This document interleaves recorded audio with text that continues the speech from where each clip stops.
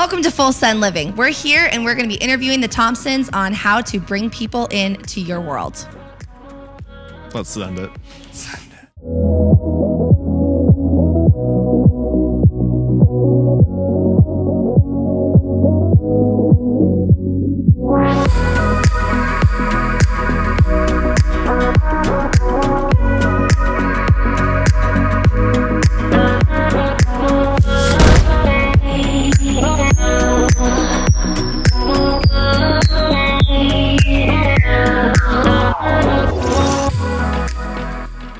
What's up, guys? Welcome to the Full Sun Living Show. Here we are. I am Ethan Bricker with my co-host, Nate Thompson. And we have our beautiful wives here. The wives are here. Yes.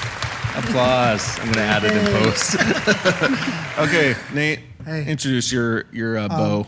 This is Not my beau. No. Bride. My bride. This is my lovely. Bae? Should we redo Were you all with Bae, boo? No, this feels your very boo? natural. I think that's what I was looking for. Beau. This is Katie Thompson, my lovely. Hello, my thank you lily for among having me. thorns. It's a pleasure to be here. And who's this beau sitting next to you? This is my boo. That's the word I was looking for. This is my boo, Lydia Bricker. And we are so excited to have you guys both on the show. But We do love having you guys here. yeah, our fans love love being it as here. well. Well, there you go. It's great. Yep. So in this week's episode, we wanted to interview each other. And so we will be taking over, Lydia and I, as The the Brickers. hosts of Full Sun Living in this episode. And then in the next episode, the Thompsons will take over. Shall take the helm. Yes. So we're going to start the interview today. But first, for those listening on podcasts, we just want to let you know, a quick update.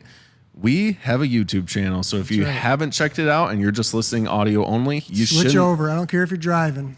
right now. I do. I'm just kidding. No, don't. Yeah, watch it at home Yeah. from your couch. See our sweet faces. Yeah. And it's going to be super fun. So check us out on YouTube, hit that subscribe button, and check it out. Okay, let's get this thing started. So Nate and Kate, Yes. you guys are awesome.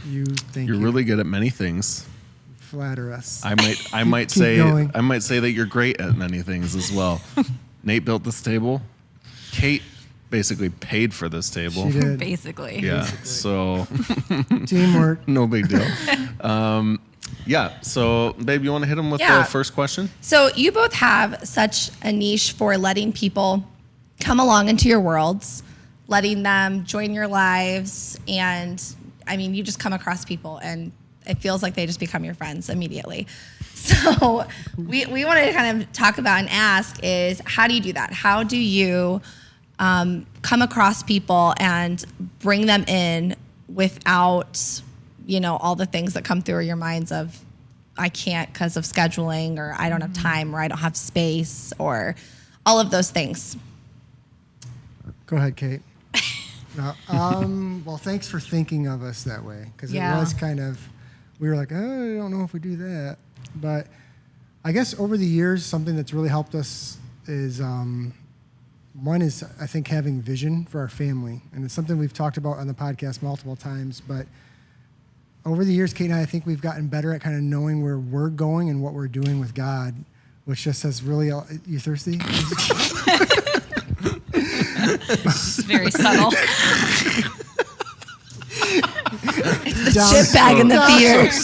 I really wish I should have just had a big old thing of popcorn and just started eating while you guys. You know that we're that couple that brings snacks in their purse at the movie theater, because Yeah. just witnessed it right Sorry. there. Okay.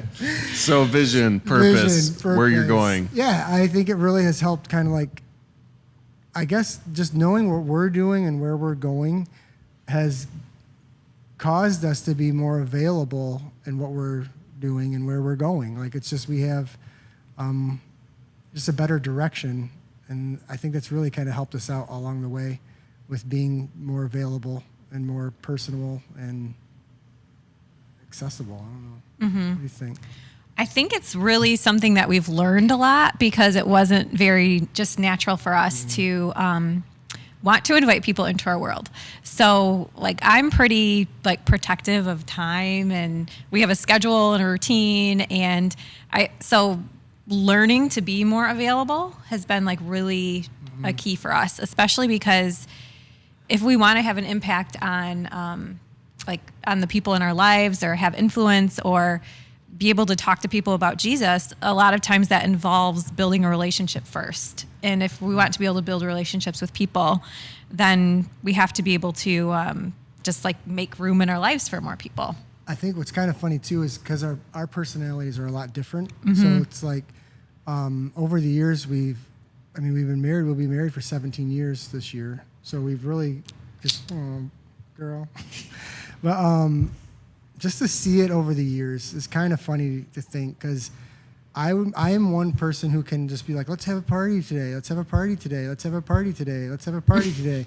And then all of a sudden I'll be like, I don't want to have a party. I want to be myself.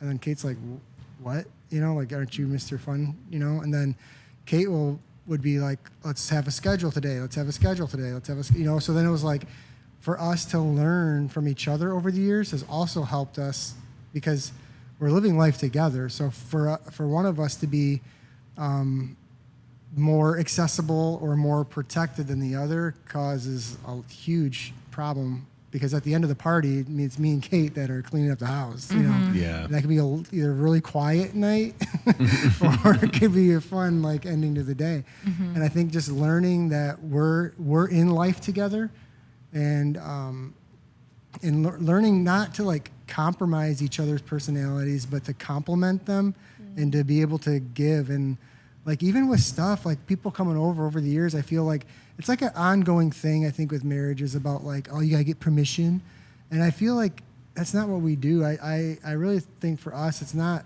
like we're each asking for permission. It's more of like we're gonna do this together. Like whether we're going on a hike or we're whatever we're doing, where it's not like I need permission from Kate or she needs permission from me. It's just being in life together. So then when people are coming that maybe I met or people that she's met along the way, it's just we've learned to do better at knowing what we're doing. So that way it's not like I'm cramping her night or she's cramping mine because we're not on the same page. That in itself is been a big learning curve. Like it's taken us just over 17 years. That's not true. We've had a calendar, which really, really helps. We've had a calendar. Wait, we have a calendar? I'm just processing Kate's reaction. That's not true. That's not true. She's like, that's adorable, Nate. Let's get back to her. She takes her pen and notes back. She's like, I'm going to go ahead and make this make sense. The calendar helps. Calendar helps a lot because it gives us I hated the calendar. It gives us a little bit of like, if it works within this thing, which like we both do together, like we both set up like what the things we have in our life that are on our calendar all the time. We work those out together, and then if it fits within that, then it makes sense that, we can just go our separate ways and do things with new people or with our friends or whatever. But it takes a lot of being intentional, even with something like having a calendar, having a schedule, or somewhat of a routine. And being flexible. That's something God's really worked on over the past year with us and kind of put on for this year about just being flexible with Him. Because even within that, the calendar can kind of start ruling decisions more, and you can lose the spontaneity of a moment, and you can miss it because you can be kind of like, dude, I scheduled in this free time with my family today. Like I'm not missing it. And then God's like, man, I needed you here, champ. Yeah. And it's like that in itself, it is huge. It's like a calendar is like a budget, kind of. It's like a budget for your time. So if like you are write that down. Stuck, I like that. If you're Budget stuck for your with your time. calendar, then you don't have the flexibility to give. Like as a way you could think about it. That's like- really good. Yeah, that was really That good. is really really good. Thank you. Nate and Katie Thompson. Yes. Mainly Just- Katie there it Thompson. is. That's years of just sitting at our feet. But I do like what you said, Nate, about not compromising each other's relationships, but complementing them. And that kind of goes into, even bringing people into your world. You're bringing in different personalities into your group, into, your family, and learning how to walk through and complement them while not compromising your own self too. There's got to be challenges with that as well. when it comes to honor and, just certain conversations that you would have and certain conversations you wouldn't be able to have. So can you tell us a little bit how you navigate different cultures kind of coming into your world with new people? Yeah, for sure. Let me add a question on top of that, which would be, how do you navigate the outcasts coming to you? Because I feel like that's something that I've seen you guys do really well, is invite the outcasts to your table, like the people that other people might reject, or the people that other people threw away. Just not popular. Yeah, not exactly. Easy. Just like not super easy to socialize with and stuff like that. Like I feel like I've seen you guys do that. So with that question in mind, hey, I just wanted to interrupt today's episode to add a little bit of clarity to what I'm about to ask Nate and Kate. I'm about to ask Nate and Kate a question about how they have gathered the outcasts into their community. And so when I say this word outcast, I wanted to add clarity just so those who are listening or watching have a little bit more understanding of what I mean by this, so that people aren't offended by maybe how I miscommunicated this. But what I mean when I say the word outcast is I mean the underdog. I mean those who are searching for community out here, and Nate and Kate are right here, and they're trying to find transparent relationships, or they're trying to find people who want to go deeper in relationship, and they're just not able to find it. But then they meet Nate and Kate have this great ability of being vulnerable, being accessible, and being transparent. And that's something they've done really well at gathering the outcasts. And what I mean are the people who have sought and searched for deeper relationships and maybe haven't found it other places until they've gone to the table with Nate and Kate. Hopefully that makes things a little bit more clear about what I'm going to ask, and hopefully it doesn't confuse you or make you think too much about the question I'm about to ask. Don't listen to anything I have to say, just listen to what Nate and Kate have to say. After all, this episode is about what they're bringing and the insight that they're bringing to the table. So just listen to what they have to say and it'll be good. Keep watching. Which would be, how do you navigate the outcasts coming to you? Because I feel like that's something that I've seen you guys do really well, is invite the outcasts to your table, like the people that other people might reject, or the people that other people threw away. Just not popular. Yeah, not exactly. Easy. Just like not super easy to socialize with and stuff like that. Like I feel like I've seen you guys do that. So with that question in mind as well, how do you handle those dynamics of people asking time from you? And yeah. I can answer the first part for sure. I'll answer both parts, but go ahead. And then Kate will fix it. We'll end it with a really good Something just really hammered. something really powerful. So I think adapting to new personalities and culture, or people who are different, we really, really try to be flexible to like kind of submit ourselves or humble ourselves to what other people feel comfortable with. So like an example is, if you meet somebody who's really hospitable and who likes to host, like let them host you, like let them have them be the ones who, you go over their house or kind of get on their turf kind of thing, so they feel more comfortable.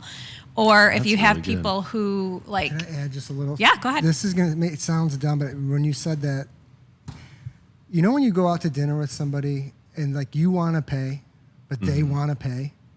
So then there's this awkward, like, no, we're going to do it. Like, and then I can remember back, and shout out to my brother-in-law, Minnesota Brad. I was going to say, which Brad is? Minnesota Brad. I love them. And they would come and visit, and there's times it's like, we're just going to take you guys out. You guys just drove all the way here. You're paying to come here. And he's like viewing it, I'm going to speak for him, I'm just guessing, as like honoring us for just, hey, he's staying at our house. So we're going to go out and he's going to pay.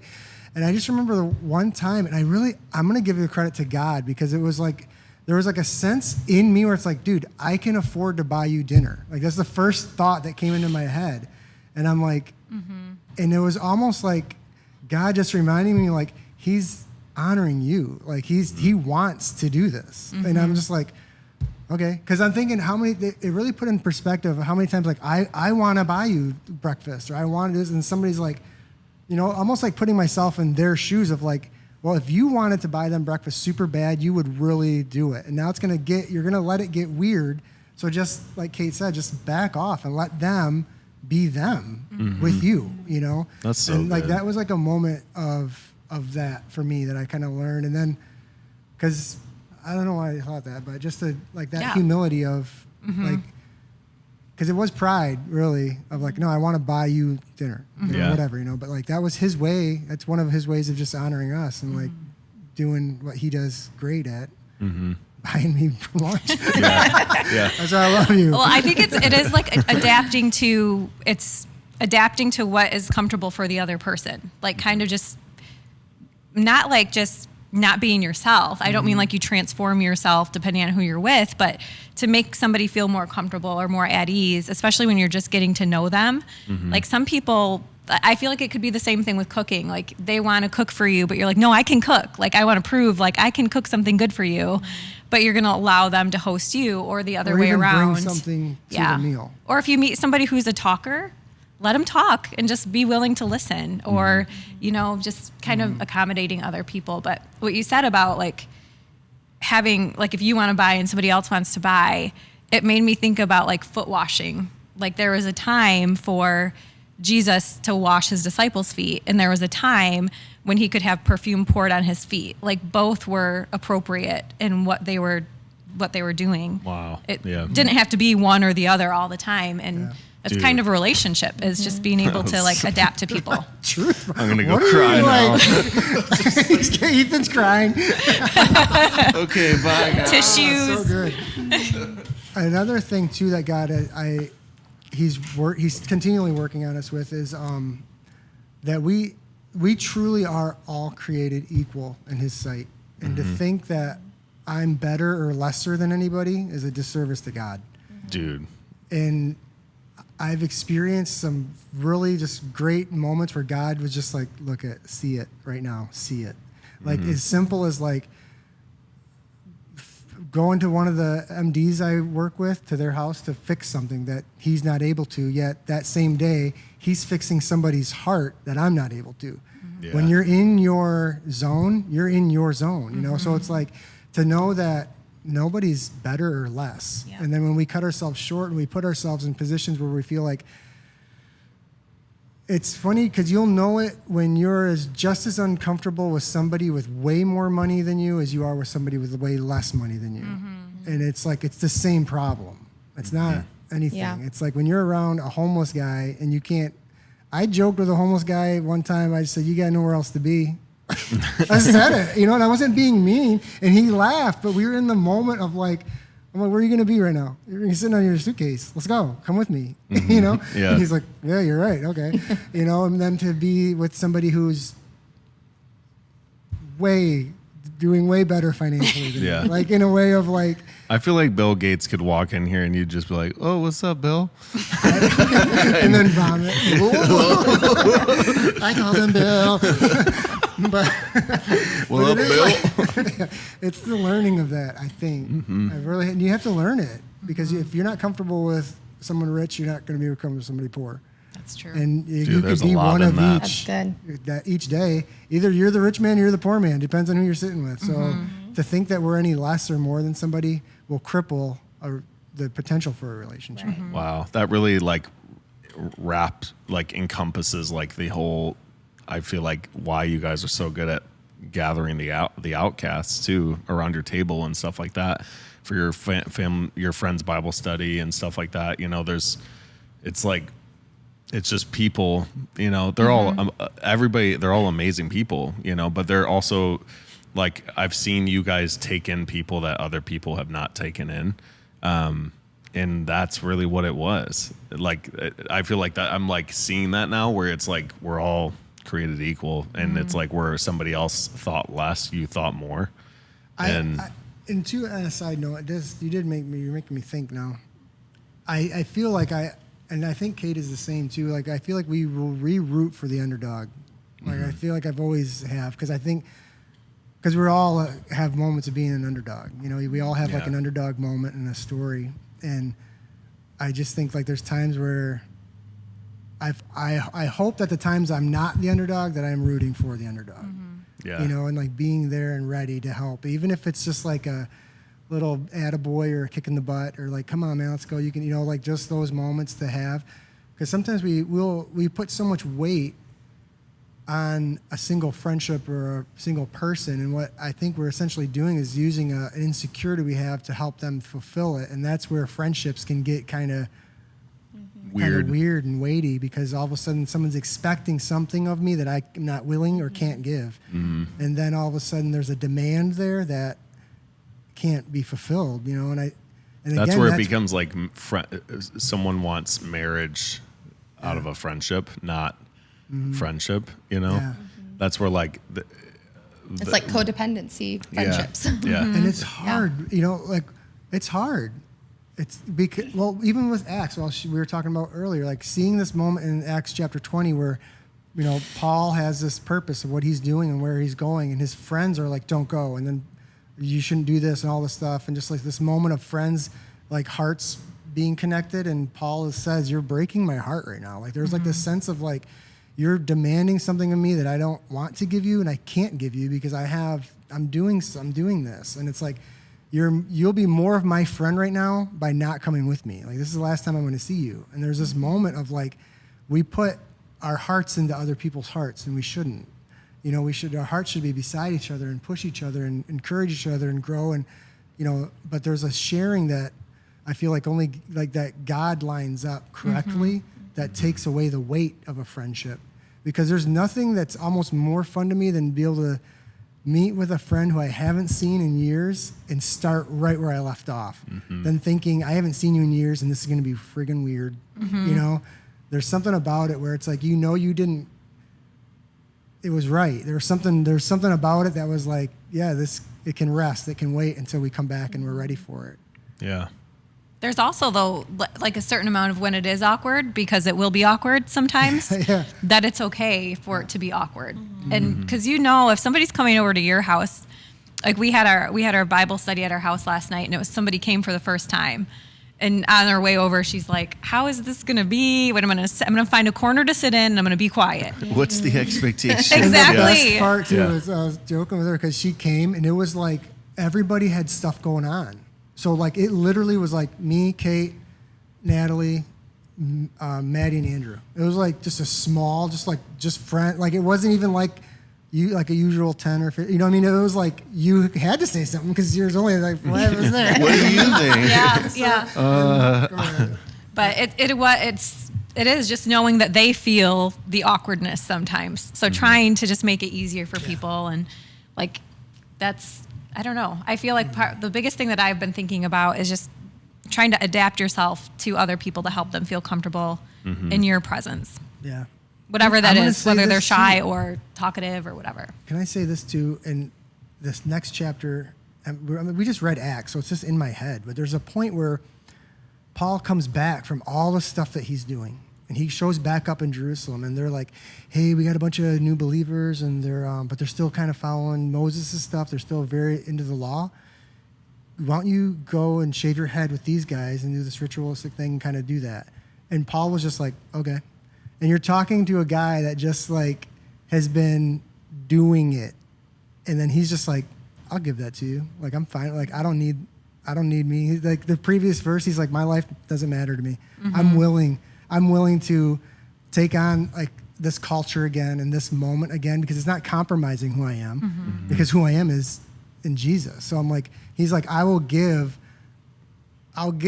for it. You know what I mean? And I think too often we want to have a flag in everything. And it's like, if you just had your flag in the one thing, in Jesus, it just moves with him. And your flag never moves while it's moving. And it's like, it just makes, it has made it easier for us. And we're still learning though. I mean, we still in the day with like, oh crap, what did I say? Like how's that going to get handled? And how'd that go over? And what are they going to think of this? And who did I offend today? You know, like, oh boy. And it's still there, you know, but there's, I don't know, I feel like there's less of it. Yeah. I agree. Yeah, that's really good. So this kind of goes, you kind of already hit on this, but it goes a little deeper into making people feel comfortable. You both are super great at conversations with people, asking the right questions, making people feel, valued and loved. So if we can go a little deeper into this topic, what's your walk really in navigating conversations with new people?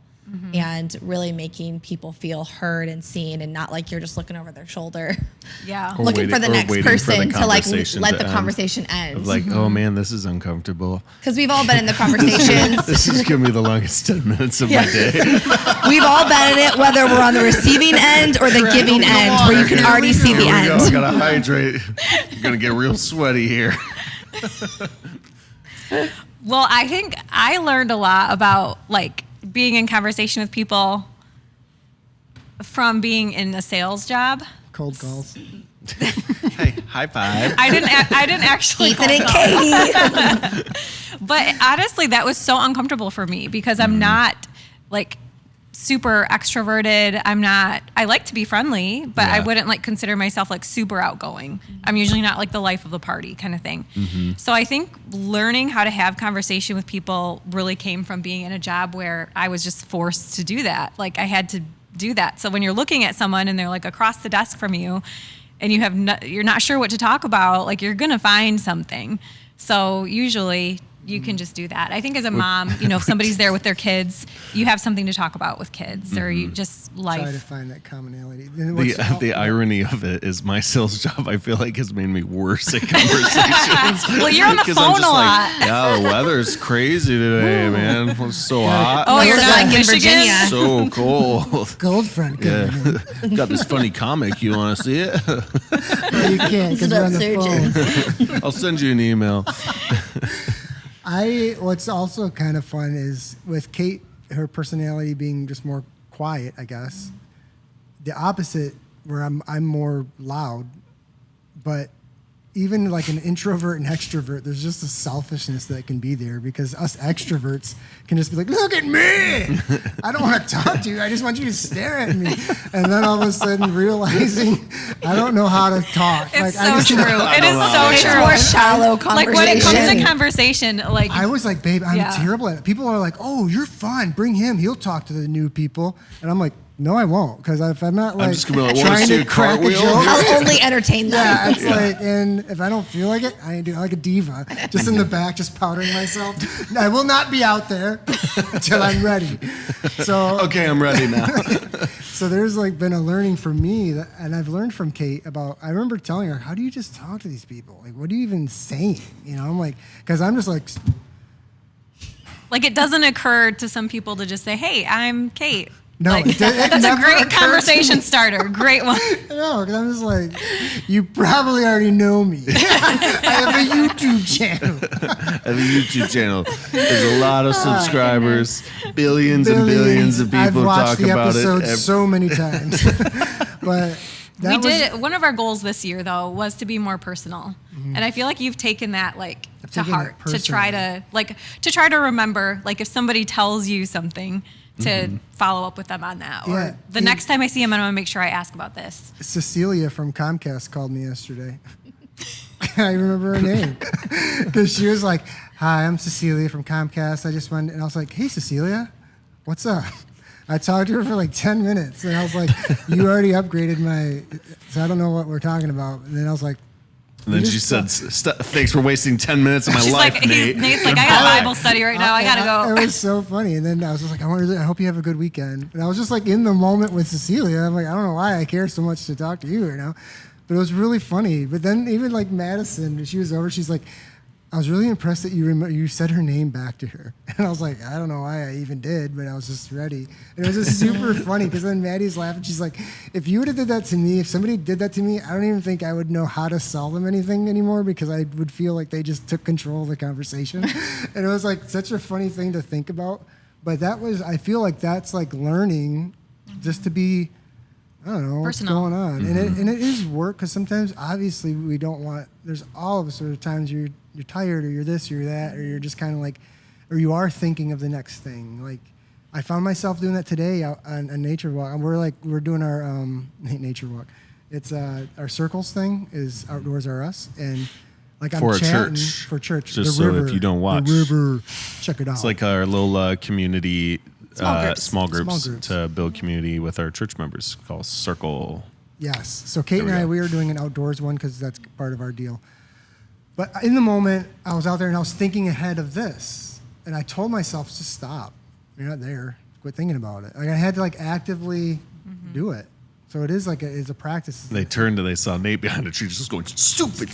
You're not even there. You shut up. He's so hard on himself. He's like, but my precious, no, you need to, no, I need to go. Somebody look at me. Are you not entertained? Yeah. Just multiple movie person- characters yeah, just coming out. bursting out of me. But So yeah. taking hold of any bit of information that they give you, holding onto it as gold so you can present Do you it back Yeah, to them that's- later. What do you think that seems like too like calculated to do No. that? No. I think I feel like it's just reflective. purposeful. It's like, reflective. It's called reflective listening. Like you're like reflecting back to them, like that. I heard you. that. I see. That's an actual thing. I didn't make That's that a up. real thing. Yeah, that's Oh, real. I was like, wow, It's you called- are so profound. Wow, Genius. Ethan, the sales. I know. It's called gonna- reflective listening. It means that you've taken the information and then you're reflecting it back to them, showing like I actually value what you've said to me. I'm gonna and start doing I'm that to people. I'm like, hey, repeat back what I just said. They're like, what? You're not. You didn't You're not reflective Yeah, you don't value me at all. Get out of I'm my out. life.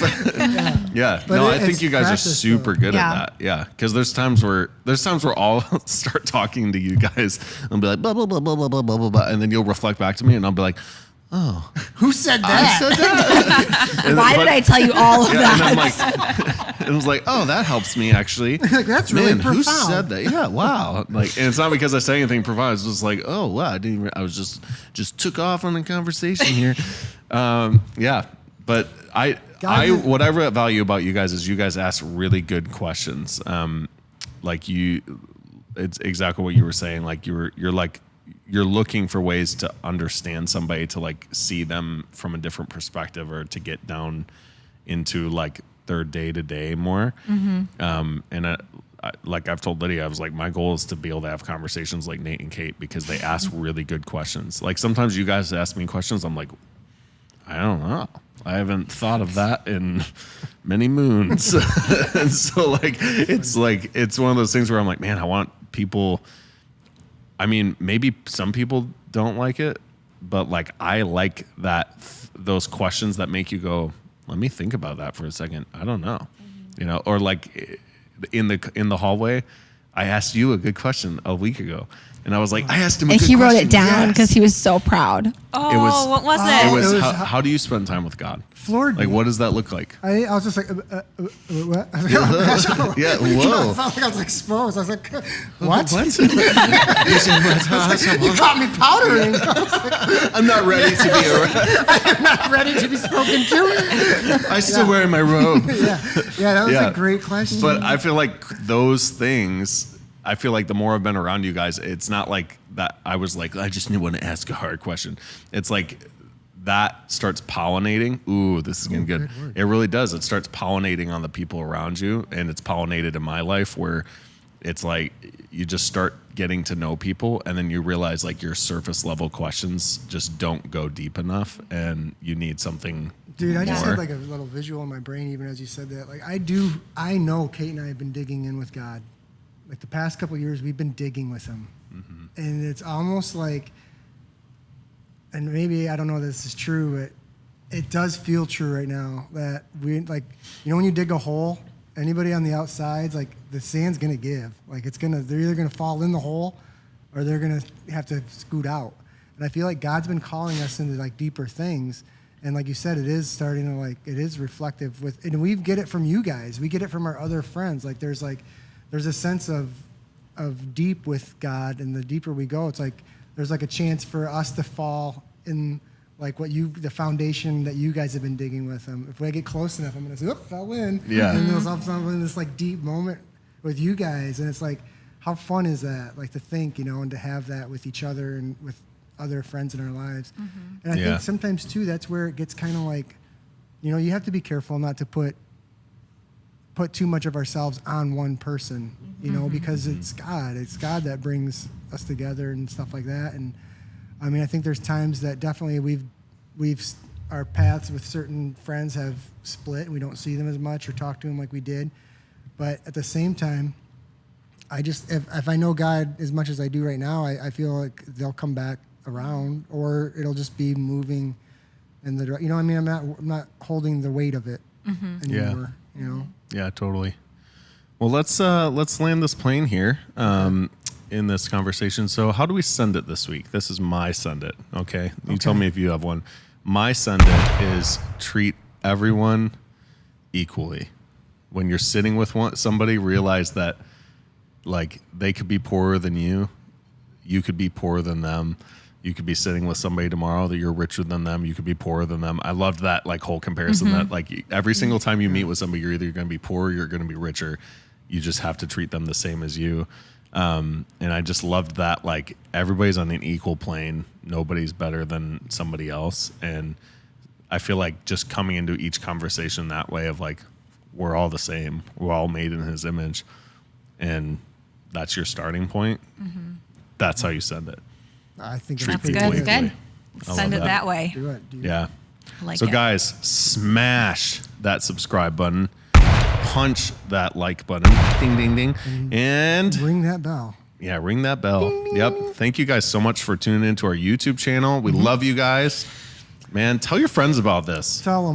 Don't only hit the subscribe button. Just share Tell your it. friends. Share it. If you're listening on Apple Podcasts or any other podcast platform, share it. Yeah. It's so Let's get easy. the word out, There's people. literally a share button on every single Be a friend. place you're listening to this. Be a so friend. That's all you gotta do. we love yeah. We need your help. We're desperate, guys. Just do some reflective listening, reflective sharing. Yeah, that would be great. Yeah, well, we love you guys. Have a great day. Peace out. Bye. Bye. Bye. Bye. Bye.